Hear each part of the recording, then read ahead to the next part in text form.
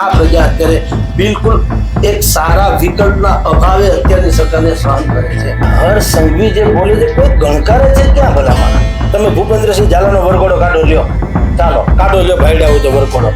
નમસ્કાર, હું છું ભૂમિ જાની અને આપ જોઈ રહ્યા છો સત્યાર્થ મંથન. મારી સાથે રાજકોટના વરિષ્ઠ પત્રકાર જગદીશ મહેતા છે અને ગુજરાતની હાલની જે કાયદો અને વ્યવસ્થાની જે પરિસ્થિતિ છે તેના પર ખાસ તેમની સાથે વાતચીત કરવાની છે. મહેતા સાહેબ, આપનું સ્વાગત છે. સાહેબ, જે રીતે ગુજરાતની અંદર છેલ્લા અમુક દિવસોથી પરિસ્થિતિ વણસી છે અને જાણે કોઈ પણ વસ્તુ law and order out of order હોય એ પ્રકારની પરિસ્થિતિ સર્જાઈ રહી છે, શું કહેવા માંગશો જે રીતે આખી વ્યવસ્થા અત્યારે ઉત્પન્ન થઈ રહી છે તેના પર?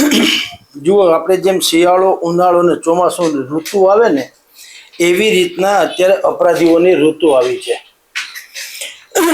જે રીતે કામ થવું જોઈએ તંત્ર વાહકો દ્વારા એ નથી થતું, ખાલી હાકલા પડકારા થયા કરે છે.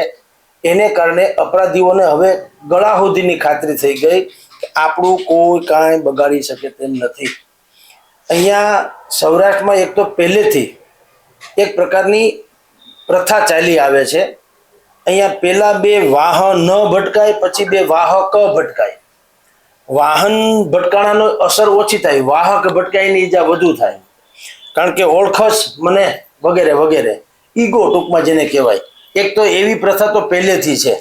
એક હારું કોઈ પાન હું ખાઈ જાય તો એને બોલાવો ન થાય, આવી તો એની પરિસ્થિતિ હોય છે. એવામાં અત્યારે ભારતીય જનતા પાર્ટીએ જે સદસ્યતા અભિયાન શરૂ કરીને લગભગ પોણા ભાગની જનતા જે ગુજરાતની છે એને પોતીકી કરી લીધી છે.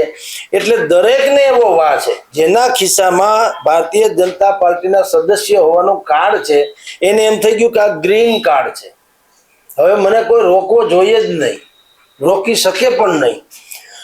એટલે એક તો ઈ, અને એમાંય તે ભારતીય જનતા પાર્ટી પ્રજાની એવી એક પાર્ટી છે, કારણ કે વર્ષો સુધી પ્રજામાં રહેલી છે, એટલે તમામ લોકો સાથે એના ધરાતલ સંબંધો છે. એના ખભે બેસીને તો એ સત્તા ઉપર બિરાજ્યા છે. હવે જે લોકો સત્તા ઉપર બિરાજ્યા છે એમાં જેણે જેણે ખભા આપ્યા હોય એ ખભાદાર પોતે પેટા ખભાદાર હોય તે આ બધા એનું ઋણ માગે છે. એટલે થાય છે એવું કે દુનિયાની કોઈ પણ પ્રકારની ક્રાઇમની ઘટના બને, ગુજરાતમાં સૌથી પહેલા અપરાધી છે ને એ વકીલ ન ગોતે, પેલા છેડો ગોતે. વકીલ પછી પેલા છેડો ગોતે, અને છેડો મળી જાય તો એને જગત બહારનો બધો જ વિરામ આવી જાય. ધરતીનો છેડો ઘર, એમ ગુનેખારીનો અહીંનું જે કઈ છે એની મુક્તિનો જે છેડો કયો હોય તે ભાજપ છે. કે ત્યાં તમારો જે છેડો અડી જાય તો તમને પોલીસ પણ બુદ્ધિપૂર્વક વ્યવસ્થા કરે. સામાન્ય સંજોગોમાં જે રીતે અપરાધોને ટ્રીટ કરવામાં આવે છે એવી ટ્રીટમેન્ટ જે છે એ આખી પલટાઈ જાય. કારણ કે છગન મગનભાઈના ફોન આવી જાય એટલે પછી એની અરે વેવાય વેલા જેવો મંડે વ્યવહાર કરવા. એ આવે તો એને પાણી પાવું પડે, એને આદર સત્કાર કરવો પડે, એને માનવાચક શબ્દથી બોલાવવા પડે, એને સામેથી કહેવું પડે કે અમારે કાગળ ઉપર આ વિધિ કરવાની થાય છે એટલે કરીએ છીએ, પણ હવે કામ કરો, તમે ફલાણું કરો એટલે આમ થઈ જશે. એમ પાછા એ નહીં પોતાના લૂ ફોલ્સ હોય એ પોતે બનાવે અને બતાવે. એટલે સરવાળે કહેવાનો આશય એ છે કે ભારતીય જનતા પાર્ટી પ્રજાની પાર્ટી છે, બહુ સારી વાત છે. અને કોઈ પણ રાજકીય પાર્ટી હોય એને બિલકુલ પ્રજાની સાથે રહેવું જોઈએ. પણ વાત એટલી છે કે કાનૂનનું રાજ તો હોવું જોઈએ. આ અત્યારે જે છે એ પક્ષનું રાજ છે, એ પક્ષનું રાજ ન હોવું જોઈએ, કાનૂનનું રાજ હોવું જોઈએ. ખાખી લુગડા જેને પહેર્યા છે એ કોઈ પક્ષનો ન હોવો જોઈએ. જેમ કે અપરાધીની કોઈ પક્ષ કે જ્ઞાતિ હોતી નથી એવું આપણે કહીએ છીએ, પણ એ પોપટીઓ જાત છે. અહીંયા તો એવું છે કે તમે અપરાધ ભલે કરો, પણ તમે જો એક્સ કંપનીના કે એક્સ પક્ષના મિત્ર છો કે સમર્થક છો તો એની માત્રા ઘટી જાય સજાની. તમે વાય પક્ષના છો તો એની માત્રા વધી જાય. તમારે પ્રદર્શન કરવું છે તો તમને લોકશાહી હોવા છતાં પ્રદર્શન કરનારાને પણ આગલા દિવસે ડિટેન કરી લેવામાં આવે. પ્રદર્શનની પણ મનાઈ છે. જ્યારે કે તમે શાસક પક્ષ છો તમને ઉત્પાત મચાવવાની પણ છૂટ આપવામાં આવે છે. તમે આખો રોડ બ્લોક કરી દો, આખો રોડ બ્લોક કરી દો, ટ્રાફિક જામ કરી દો, જનતાને હેરાન કરી દો, તમને કોઈ કાંઈ કહેનાર છે નહીં. આ પ્રકારની જે પરિસ્થિતિ કેટલાક સમયથી ગુજરાત અનુભવી રહ્યું છે, એટલે આ પરિસ્થિતિ લોકોએ હવે સ્વીકારવા માંડ્યા છે. બોલો, કરુણા તો એ છે, લોકો સ્વીકારવા માંડ્યા છે. તમે જોજો, ગમે તેવી ઘટના બને અને છાપામાં આવે કે બીજી કોઈ રીતે મીડિયામાં આવે ને એમ કે ફલાણા ભાઈ પકડાઈ ગયા, તમે જોજો એના પછીનું બીજું તાત્કાલિક રિએક્શન લોકોનું શું હશે, રિએક્શન હમણાં છૂટી જાય. તમે જોજો ને, કાંઈ થાય તો કેજો ને. લ્યો, આવું બધા સ્વીકારવા માંડી ગયા છે અને એ છે ને અરાજકતાની પરાકાષ્ઠા છે. જી સાહેબ, હર્ષ સંઘવી એક ઇન્ટરવ્યુમાં મીડિયાને બાઇટ આપતા એવું કહે છે કે વરઘોડા તો નીકળશે જ, આરોપીઓ જે પકડાઈ રહ્યા છે. મારો પ્રશ્ન એ છે કે કેમ એવી વ્યવસ્થા ન થઈ શકે કે આવા વરઘોડા કાઢવા જ ન પડે અને આવા જે આવારા તત્વો છે, લુખા તત્વો છે, તેમના પર તેમને એક પોલીસનો એક ડર હોય. કદાચ રાજ્યની અંદર આપને એવું લાગે છે કે આ પોલીસ નામનો ડર, કાયદાનો ડર એ હવે આવા આવારા તત્વોને રહ્યો જ નથી અને ગૃહમંત્રી બસ માત્ર નિવેદનબાજી કરી રહ્યા છે અને ગુજરાતની પ્રજા એ આ બધું ભોગવી રહી છે. જો માસીને મૂછું ફૂટે ને તો કાકો ન કહેવાય. એટલે હર્ષ સંઘવી જે બોલે છે કોઈ ગણકારે છે ક્યાં ભલામણા? આ એક બહુ મોટી વિપદા ને કરુણા છે. ગૃહમંત્રીએ વારંવાર ધમકી થોડી આપવી પડે. એ કહે છે કે તમને દંડિકા, જે પોલીસ વાળાને શું કીધું, તમને દંડિકા જે આપવામાં આવે છે ને ભરપૂર પ્રયોગ કરજો, વરઘોડા તો કાઢજો, વરઘોડા નીકળશે, અસામાજિક તત્વો આમને તેમ, એને કંઈ કરતા નહીં. ભલા માણસ, તમે વરઘોડા કાઢો છો, કોના કાઢો છો? જેનું બિચારાનું કોઈ આગળ પાછળ કોઈ હોય નહીં એના. તમે ભૂપેન્દ્રસિંહ ઝાલાનો વરઘોડો કાઢો, લ્યો ચાલો, ખાલી 60,000 કરોડ કે 6,000 કરોડ ખાઈ ગયા છે, કાઢો લ્યો ભાઈડા હોય તો વરઘોડો તો થાય. તમે હમણાં જ ગોંડલમાં જેને કહેવાય સ્ટેટ મોનિટરિંગ સેલ, એણે એક દરોડો પાડ્યો અને એક દિગ્ગજ ક્ષત્રિય નેતાને પકડી પાડ્યા છે ડીઝલ કૌભાંડમાં. કાઢો લ્યો ભાઈડા હોય તો તમે વરઘોડો કાઢો લ્યો. ન્યા કેમ નથી થતું તમારું? તમને ખબર છે દારૂના કટિંગ થાય છે, દારૂ આવે છે, સ્ટેટ મોનિટરિંગ સેલ એટલા ગણ્યા ગાંઠા લોકો છે, એમાં એનું જે મેકેનિઝમ, એનું જે મહેકમ છે, 5-50 લોકોની ટોળકી છે આમ જુઓ તો. હવે ક્યાં 5-50 લોકોને, ક્યાં હજારોની સંખ્યાનું પોલીસ દળ, તો પણ નિર્લિપ્ત રોય એને ખબર પડી જાય છે કે ગોંડલમાં દારૂ ઉતરી ગયો છે કે ફલાણે ઠેકાણે સુરેન્દ્રનગરમાં ખનીજના કૌભાંડ થાય છે. રાઈટ? તમારી પોલીસ શું કરે છે? તમે હરામના પૈસા નથી ખાતા? તમને ખબર ન બને, કોઈથી ન બને તો એવા માણસોની જરૂર શું છે? હું અહીંયા બેઠો હોઉં છાપામાં, મને સમાચાર હું એ ખબર ન પડે, મેઇન હું છે એ ખબર ન પડે, મારે રહેવાનો અર્થ હું મને કયો? એમ સૌથી પહેલા તો હર્ષ સંઘવીજીએ એ કરવાની જરૂર છે, ભાઈ તમને નિર્લિપ્ત રોય અથવા તો સ્ટેટ મોનિટરિંગ સેલ એને જ ખબર પડે છે તો તમે શું કરો છો? તો સીધી વાત છે. તો તમને મારે પગાર શું કામ આપવો જોઈએ? બલકે એ એમ કે છે કે જો તમે કોઈ અપરાધી લોકોને એની સરાભરા કરી, સારી રીતે સાચવા કે તેની ફેવર કરી, તો હવે એમ કે અમે તમને એક્શન લેશું. તમે સ્વયં તો સ્વીકારો જ છો કે આવું થાય જ છે. તમે એક્શન તાત્કાલિક એવું કરો ને, 4 જણાને રાતોરાત ડિસમિસ કરો એટલે પડઘો પડે આખા રાજ્યમાં.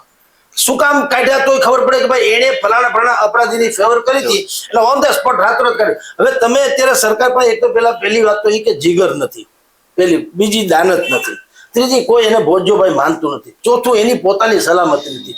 અત્યારે લટકતી તલવાર છે. દિવાળી પછી ની વાત હતી, હવે ચૂંટણી પછી થાય, ક્યારે રીસફલિંગ થાય એ નક્કી નથી. રીસફલિંગમાં અત્યારના ભાઈ જે છે એ હોય કે નહીં એની રાજા રામ જાણે. એટલે આ બધું છે ને ઊટપટાંગ છે. અને એટલે જ તમારી જે ખાલી ચણો વાગે ઘણો એવી કહેવત છે. તમે વારંવાર આમ ઉછળકૂદ કર્યા કરો, મારી નાખું, કાપી નાખું. 4-5 ડાયલોગ એના ફેમસ છે. એક તો અમે શીઘ્રમાં શીઘ્ર ટૂંક સમયમાં જેની ચાર્જશીટ રજૂ કરી, બહુ મોટી ઘટના બને ત્યારે, જેમ કે દીકરીનું ગળું કાપી નાખ્યું હતું કે આ પ્રકારની ઘટના બને ત્યારે શું કે છે, એક તો અમે સૌથી પહેલા તો તાત્કાલિક જ એક તો અમે એને ચાર્જશીટ રજૂ કરીશું, પછી એને ફાસ્ટ ટ્રેક કોર્ટમાં એનો કેસ ચલાવીશું, ત્રીજું અમે ધડારૂપ સજા આપીશું અને ચોથું અમે કોઈ ચમરબંધીને છોડશું નહીં. આ 4 જે ગોખણિયા જે વાક્યો છે એ આખું ગુજરાતને મોઢે થઈ ગયા છે. પણ આપણે બધા જ જાણીએ છીએ હરામ બરોબર છે, જે કોઈ ખાનખાના જેને કહી શકાય એવા અપરાધીનો વાળે વાંકો થયો હોય તો સુરેન્દ્રનગરમાં બુટલેગરો આવી સિવિલ આપણે પોલીસ થાણામાંથી પોલીસ થાણા સ્ટાફ ઉપર હુમલો કરી અને પોતાના વાહનો છોડાવી જાય છે.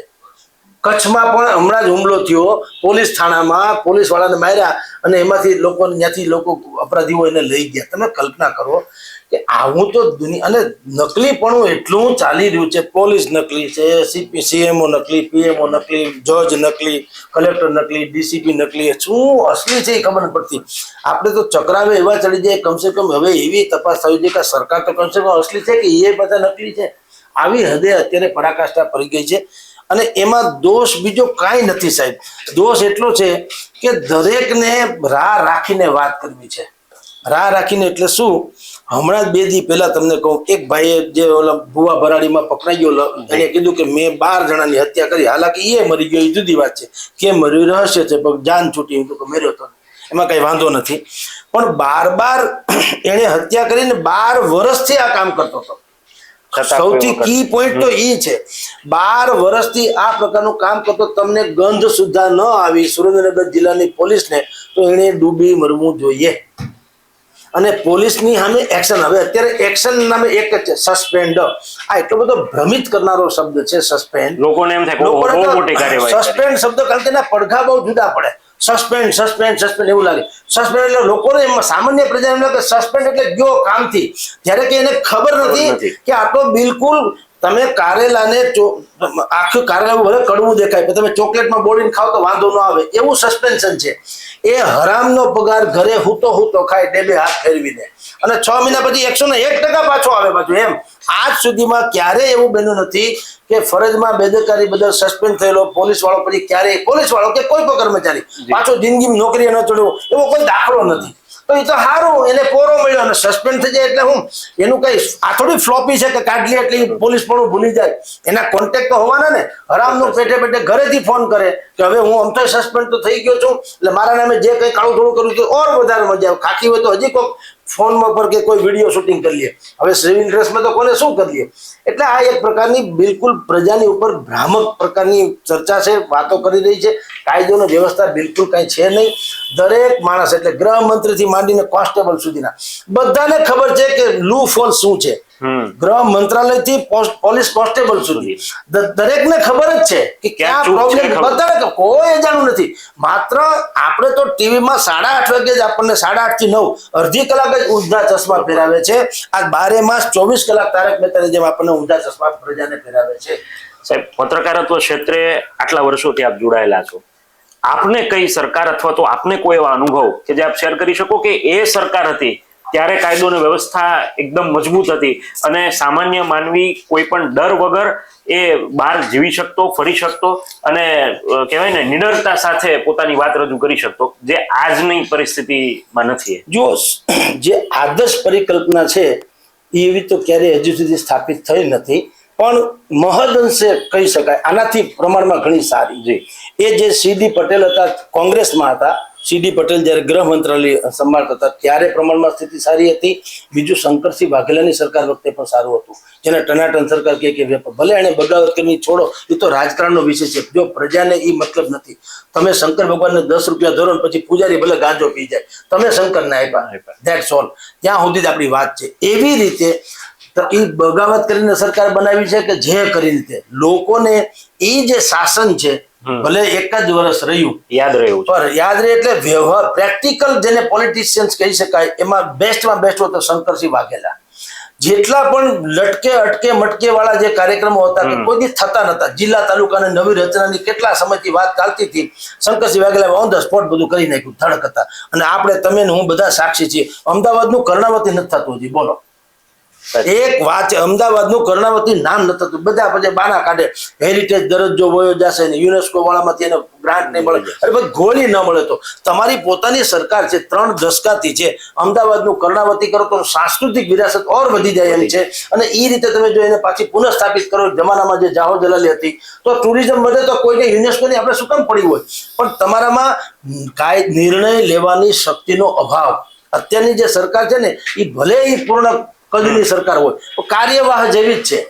જે રીતે ચૂંટણી થાય એને પેલા રાજીનામું આપી દે, સિંધે રાજીનામું આપ્યું, નવા દેવેન્દ્ર ફડણવીસે શપથ ન લીધા ત્યાં સુધી સિંધે મુખ્યમંત્રી જ ગણાય, પણ કાર્યવાહ. એને કઈ બહુ મોટા નીતિ વિષયક નિર્ણય લેવા નહીં, પગાર લેવાનો, મુખ્યમંત્રી તરીકે હોવાનું કહેવાનું અને હે ટાઈમ પાસ કરવાનું. જેમ આપણે રાતના ક્રિકેટ રમતા હોય ને ત્યારે એમ કહેવામાં આવે છેલ્લી વિકેટ ના પડે, નાઇટ વોચમેન તરીકે બેટ્સમેનને ઉતારવામાં આવે. એને બીજું કઈ કામ નહીં, રને નહીં કરવાના, કશું જ નહીં. એને કોઈ હિસાબે આઉટ ન થવાનું, બસ એમને 2-4 ઓવર હોય ખેંચી કાઢવાની. એમ અત્યારે ખેંચી કાઢી રહ્યા છે. કારણ કે જેટલા પણ તમે જુઓ દુનિયામાં હારાકીરીની આપણે ત્યાં અનેકો ઘટના બની છે. તક્ષશિલા કાંડ તમે જુઓ, અગ્નિકાંડ તક્ષશિલા સુરતથી માંડી, હરણીકાંડ વડોદરાનું કયો, અમદાવાદના મોલ હળગી ગયો ઈ કયો, અહીંયા રાજકોટમાં ટીઆરપી કાંડ, મોરબીમાં પુલકાંડ થયો, શું નથી થયું મને કયો. તેમ છતાં આજ સુધી કોઈનો પણ એવો જેને જોઈએ આપણે જે પ્રજા જેને એમ લાગે કે ના બરોબર છે આ પ્રકારની સજા થઈ એટલે એની થાક બેસી, એવી કોઈ વસ્તુ ક્યાંય થતી નથી. ઉલટાના બધી જગ્યાએ જો જે મેડિકલ કાંડ થયો, ખ્યાતિ કાંડ હોસ્પિટલનો, એના ડોક્ટર છે નરેર યમીને એનું ઉદ્ઘાટન કરેલું, ઋષિકેશભાઈ પટેલે એ હોસ્પિટલના બેસ્ટ હોસ્પિટલનો એવોર્ડ આપ્યો હતો. હવે એના ડોક્ટરનું કોણ શું કરી લે? 12 જણાને મારી નાખ્યા બાકાયદા. પીએમ જય યોજનાનો લાભ લેવા પૈસા બધા ખાઈ ગયા અને 12 જણાનો જીવ લઈ લીધો ગ્રાન્ડ ટોટલ. તો પણ એને પોલીસ સ્ટેશનમાં એની ખાतिर બરદાસ્ત કરવામાં આવી હતી. એને સારી રીતે બેસો સાહેબ ખુરશીએ બેસો, સાહેબ તમને પાણી જોઈએ તો આપો. આ બધી પરિસ્થિતિ છે. એટલે અરાજકતાની ચરમસીમા છે. ગૃહમંત્રી કાં તો ટૂંકા પડે છે ને કાં એને ટાઈમ પાસ કરવો છે. કારણ કે આજ સુધીમાં અમે તો કોઈ દિવસ આવું શાસન જોયું નથી કે જ્યાં પ્રજા સ્વયં હવે પોતાની રક્ષા કરવા માટે એવું તૈયાર થઈ જાય કે જો પટેલ સમાજે નક્કી કર્યું, બીજા સમાજે નક્કી કર્યું, હવે આપણે જો પોતે મંડ્યા તાલીમો લેવા કે હવે આપણે આપણી સ્વયં રક્ષા કરવા માટે તેને જાગૃત થવું પડશે. આ કેવી વાત કહેવાય? એટલે સ્થિતિ દારૂણમાં દારૂણ છે. લોકો શું આશાએ જીવી રહ્યા છે કે ગમે તેમ થાય ગ્રામ પંચાયતોની ચૂંટણી પૂરી થાય અને સરકાર રીસફલિંગ કરે ગવર્મેન્ટનું, કારણ કે મેજોરિટી પ્રચંડ છે, બહુમતી તો છે જ, એટલે સરકારને બીજી કોઈ ફેર નથી પડતો. પણ અત્યારે જે વર્તમાન સરકારના મંત્રીશ્રીઓમાં જે કોઈ છે 16-17 જણાનું મંત્રીમંડળ છે, 2-4 જણાના નામ આવડે, આખા ગુજરાતનું એનું નામ કોઈને આવડતું નથી, છઠ્ઠા મંત્રીનું. તો તમે વિચાર કરો મંત્રી કેવા હોય છે, એનું કામ કેવું હોય છે. એટલે આ બધું ચાલે છે ધુપ્પલ, પણ ટૂંકમાં ફેરફાર થાય આશા એ લોકો ટાઈમ પાસ કરે છે. એક એવો પ્રશ્ન મારા મનમાં છે કે CR પાટીલ જ્યારે કેન્દ્રમાં નહોતા ગયા અને પ્રદેશ પ્રમુખ તરીકેની ફરજ આજે પણ હજી બજાવી રહ્યા છે, પરંતુ એમને સુપર CM તરીકે બધા જ લોકો, ગુજરાતની જનતા તેમને ઓળખે છે. ક્યાંક આપને એવું લાગે છે કે એ હતા ત્યારે કંઈક વ્યવસ્થા અને કંઈક ફૂલ કંટ્રોલમાં હતું, જે આજે કદાચ એમના નેતૃત્વમાં નથી, આવું અંદાજો લગાડી શકાય? CR પાટીલ વખતે ભાજપ કંટ્રોલમાં હતું, અપરાધી નહીં. ભારતીય જનતા પાર્ટીમાં કોઈ ચૂં કે ચા કરતું નહીં, કારણ કે એનું બેકગ્રાઉન્ડ છે પોલીસ કોન્સ્ટેબલનું. એટલે એ લાઠાવાળી કરીને એમાં માનતા હતા, એ ટાર્ગેટ આપતા હતા. અહીંયા રાજકોટમાં પણ આપણા વિજયભાઈ રૂપાણી ચીફ મિનિસ્ટર હતા, તેમ છતાં અહીંયા આવીને જાહેર મંચ ઉપર CR પાટીલે ઓફિશિયલી સત્તાવાર બધાને કીધેલું કે જો કોઈ એમ માનતું હોય કે વિજય રૂપાણીની છાળ પકડી લેવાથી એને સારું પદ મળશે તો ભૂલી જાજો. મારો જે ટાર્ગેટ તમને હું આપું છું પેજ પ્રમુખ તરીકેથી માંડીને તમારે બૂથ પ્રમુખ સુધીનું, એ જે હું ટાર્ગેટ આપું છું, ટાર્ગેટ એચીવ જે કરશે એને જ મેળ પડશે, બીજાને નહીં પડે. આવું સ્પષ્ટ કહેનારો માણસ હતો. ટૂંકમાં એક કોન્સ્ટેબલ કક્ષાની જે પોલીસગીરીથી તેણે કામ લીધું. પણ ભારતીય જનતા પાર્ટી એમાં હું તમને કહું એમ કે ભારતીય જનતા પાર્ટીમાં કાબુમાં હતી, અપરાધી આલમ કાબુમાં નહોતી, ભ્રષ્ટાચારી આલમ કાબુમાં નહોતી, બલકે એ બધા તો અત્યારે જે હતા એવા જ સિતમગરો હતા. માત્ર ને માત્ર શું હતું કે પક્ષમાં અને સરકારમાં આનું વધુ ઉપજણ હતી. શું કામ એ પણ ઉપજણ હતી? એમાં કઈ CR પાટીલ કઈ રૂપાળા હતા નહીં. એને જે પેજ પ્રમુખથી માંડીને માઇક્રો પ્લાનિંગ કર્યું હતી, પક્ષને બહુ ફાયદો થયો, દેશને નહીં, પ્રદેશને નહીં, પક્ષને. કારણ કે એને 156 બેઠક જીતી લીધી, 6 બીજા ઉલટપટાંગ કરીને આવી ગઈ, જુદી વાત છે. લોકસભાની ચૂંટણીમાં એ 24માંથી 25 26 એક જ બેઠક ગઈ વાવવાળી, બાકી બધી બેઠકો. એટલે પક્ષને બિલકુલ ફાયદો થયો, એમાં ના નહીં. પ્રજાને કોઈ ફાયદો થયો નથી, તે દિવસે નતો, આજે નતો. હવે જે કોઈ નવો આવે તો એનો આયામ જે અત્યારે સર્જાઈ રહ્યો છે મનમાં, એ આના ઉપરથી ધડો લઈને જે નવી સરકારની કે નવી જે સંગઠનની રચના થઈ રહી છે એમાં ભલે કાસ્ટિઝમ ને અમુક OBC ને આ બધાને ધ્યાનમાં રાખે, પણ હવે બિલકુલ કાર્યદક્ષ એવી વ્યવસ્થા કરવી પડશે. અન્યથા આ પ્રજા અત્યારે બિલકુલ એક સારા વિકલ્પના અભાવે અત્યારની સરકારને સહન કરે છે. 2027માં કદાચ ભોગવવું પડે. 27 તો બહુ દૂર છે દોસ્ત, કારણ કે રાજકારણમાં હંમેશા છેલ્લો ઘા રાણાનો હોય, પહેલો નહીં. 27 ઇઝ ટુ લોંગ, એને તો હજી બહુ વાર છે. અને ત્યાં સુધીમાં તો આ તો એવું છે કે ગમે તે જાદુગીરી થઈ શકે, કારણ કે આપણે ત્યાં મત જે છે એ કોઈ સ્થિતિસ્થાપકતાને કારણે નથી દેવામાં આવતા. આખી તમારી કેરિયર જોવામાં નથી આવતી. છેલ્લે શું તમે કરી લ્યો, જેમ કે મારી લાડલી બહેના 2000 રૂપિયાને બદલે 2100 આપશો, કીધું મારા ઠાકુર ખતમ થઈ જાય, હા કાર મચી જાય. અત્યારે કટેંગે તો બટેંગે અને જે વાત આવે છે તો બટેંગે તો કટેંગે ને એક રંગે સેફ રંગે. હવે ઈ ક્યાં ને ક્યાં મોંઘવારી ક્યાં તમારી વ્યવસ્થા મોટા મોટા કુછ નહીં છે. એટલે રાજકારણમાં એવું છે કે છેલ્લે તમારે સટીક જ્યારે મતદાન કરવાનું હોય ત્યારે તું કયો મુદ્દો કામ લાગે ખબર નહીં. એટલે 27 બહુ દૂર છે, પણ હાલની તારીખે તમને કહું તો જનતા બિલકુલ ત્રાહિમામ છે. સરકાર જેવી કોઈ ચીજ હોય માનતા નથી, સરકાર જેવું કઈ છે નહીં, બધું નકલી આવે છે. હવે તમે જો લોકોએ ટેકન ઇટ ગ્રાન્ટેડ નથી કહેતા, એમ લોકો હવે સ્વાભાવિક સ્વીકારી લે છે. ભ્રષ્ટાચાર કરે છે તો તમે વિચાર કરો તો શું કે છે કે ફલાણાભાઈ બહુ સારા હોય, અમુક નોમિનલ ચાર્જમાં આપણું કામ કરી દે છે. અને સ્વયં હર્ષ સંઘવી એમ કહેતા હોય અથવા તો સરકાર જ્યારે એમ કહેતી હોય કે ગૌણ સેવા પરિષદમાં અમે હવે એમ કે નિષ્ઠાવાન ને પ્રમાણિક ભાઈ ફલાણાભાઈ હસમુખભાઈ પટેલને નિમ લા ભલા માણસ નિષ્ઠાવાન જ તો હોવા જોઈએ. એ તો પ્રાથમિકતા છે, એ વિશેષણ થોડું હોય. હું પત્રકાર છું, પત્રકાર જગદીશભાઈ લેખે લખશે, પણ ભલા માણસ પત્રકારનું ગુજરાતી હું લખે એ લે. તમે ઇન્ટરવ્યુ કરો એ તમે થયા પત્રકાર, બીજું હોય શું? એ કઈ વિશેષણ થોડું છે. પણ હવે કેવું પડે છે સરકાર, અમે એક નિષ્ઠાવાન માણસને નિર્લિપ્ત રોય. તમે જો આપણે કેમ માસીનો છોકરો છે, ગામ આખું એની કસમો ખાતા ફરે છે ને, તો એવા લોકો તો છે. તો પોલીસમાં નથી એવું નથી, સરકારમાં નથી એવું નથી, ભારતીય જનતા પાર્ટીમાં નથી એવું નથી, પણ જે લોકો આ ટાઈપના માણસો છે, કાર્યદક્ષ છે, આવડતવાળા છે, કૌશલવાળા છે, ધાક ધમકી જમાવી શકે એમ છે, સાકે જમાવી શકે એમ છે, પક્ષને ઉત્તરોત્તર પ્રગતિ કરાવી શકે છે, ગુજરાતની જનતાની અપેક્ષાની પરિપૂર્તિ કરી શકે એમ છે, એ તો બધા હાસ્યામાં છે.